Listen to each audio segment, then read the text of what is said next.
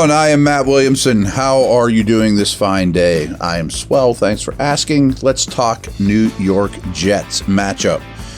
As we always do in these last 2 weeks, so we're going to kind of do, or last two pods of the week, we're going to kind of give you an overview, and then when the Steelers have the ball, tomorrow I'll talk about the other side of the ball and predictions and things to look for of that nature. So, New York has opened the season splitting their only two true home games because they were considered a home team in Europe and have been on the road ever since, including their Week 5 loss to the Vikings in England.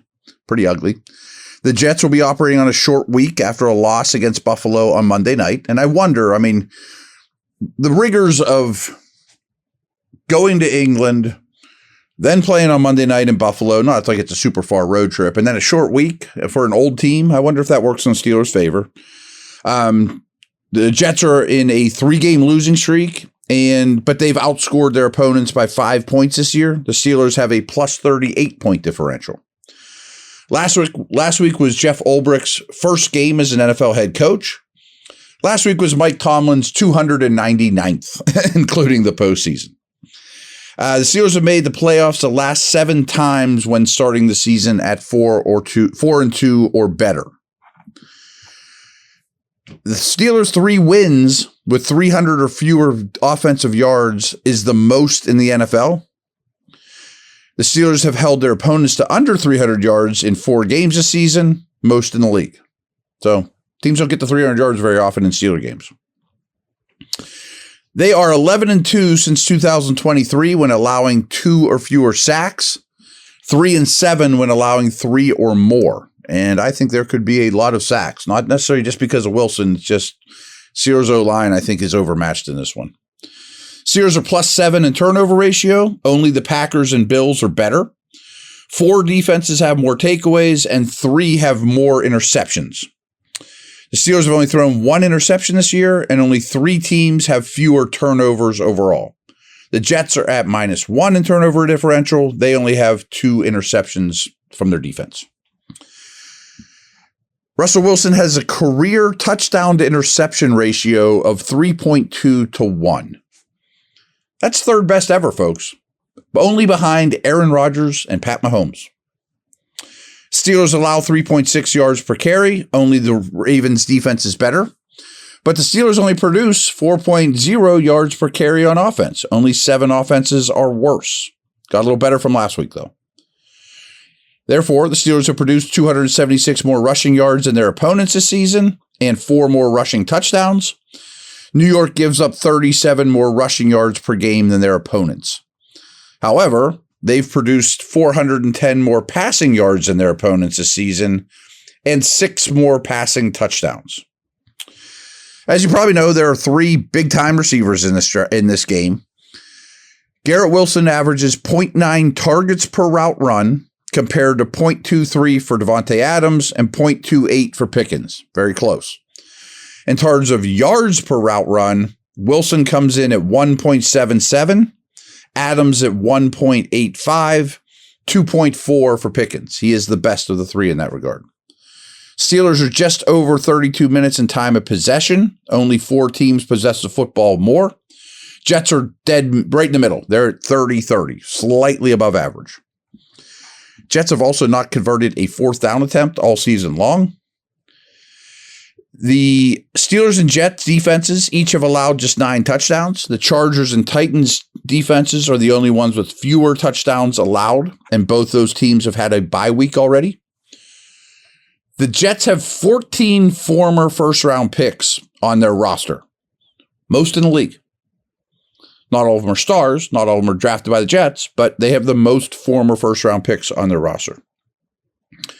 They also have a 13-year playoff drought. So for those of you that complain about, I always go to the playoffs and lose, I get it, but you could also go 13 years without going to the playoffs. Not only is that the longest streak in the league, Denver's second longest at 8 years, and then Carolina and Atlanta are at 6 years. No other franchise is more than 3. I mean, the league is designed to get you in the playoffs, and they haven't been there in 13 years. Let's go here to the offense in a minute. But first, this episode is brought to you by Bet Online, our buddies. The world's most trusted betting platform and your number one source for everything football. From the NFL to college, Bet Online is every stat, every matchup, and even live odds and spreads while the games are being played. When the game's over, head on over to the online casino and get in on a game of blackjack or poker or unwind with one of over 150 different slot games. Head to the website today and use promo code BELIEVE, all caps, BLEAV, and get in on the action. Bet Online. The game starts here.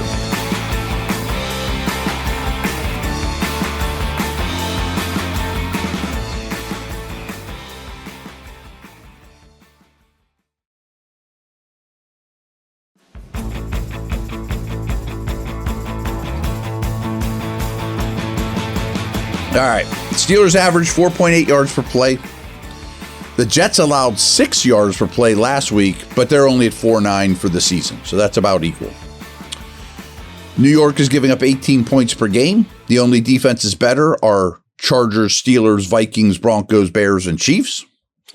Steelers are throwing the football on 47% of their snaps. Only Baltimore throws it less. Just 4 defenses are seeing a higher percentage of run plays than New York. So that sets up well for the Steelers. Russell Wilson, I've told you this, threw 26 touchdown passes in 2023 for the Broncos and didn't play in the final 2 games of the season. The Steelers had 25 touchdown passes combined in the 2022 and 2023 seasons. This year, they've thrown 5 touchdown passes through 6 games. We've talked about that a lot. I mean, that's hopefully what he brings to the table is more touchdown passes. 8% of the Steelers' dropbacks end up in a sack.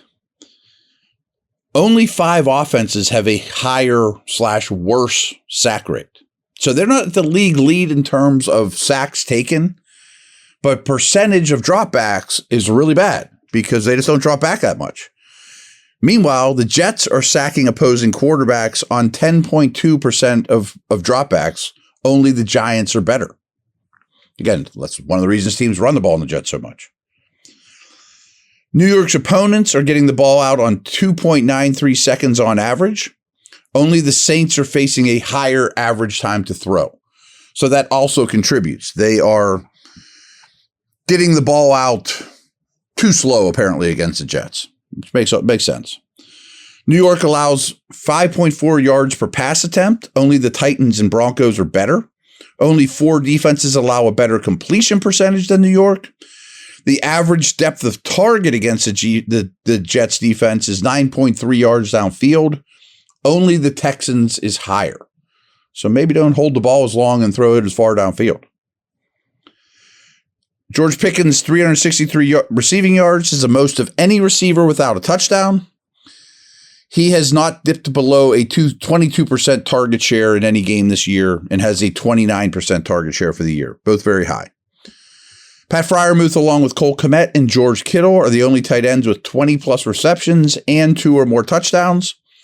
He's aligned out wide on 60 snaps this season. That's the most of any tight end in the league. Only the Lions are using play action at a higher percentage of their pass attempts than the Steelers. And I don't think that's going to change at all with Wilson. Jets defense averages 3.3 sacks per game. That's 4th most in the league. They have the 2nd most sacks in the league without blitzing and the league's highest sack rate when only rushing 4 defenders. Will McDonald's their best pass rusher. He has at least 1 sack in 4 of his past 5 games. He has 7 sacks this season, which is only behind Aiden Hutchinson, who unfortunately is out for the year. With Freiermuth on the field, Pittsburgh averages 4.1 yards per designed rush attempt. It's 121 carries. Doesn't matter if it's Fields or whoever. 4.1. Without him on the field, they're at 3.1 on those 48 rush attempts. 13% of runs against the Jets have resulted in a loss of yardage or no gain, 6th lowest percentage in the league. Field 6 fumbles, leads the NFL. I think you probably knew that. Couple things here to finish this up. The Jets have allowed an explosive play rate any gain of 15 or more yards at 7.8 clip. Only the Broncos and Chiefs are better, so they are not allowing big plays.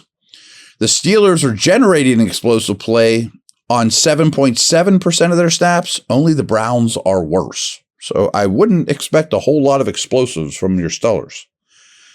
The Jets defense has the second best passing success rate, but are 27th in rushing success rate. The Steelers' offensive rushing success rate ranks 25th, which is much worse than you would expect. And that's just kind of a play-by-play. Was it a successful play or not? Steelers are 25th in rushing success rate. Not going to cut it.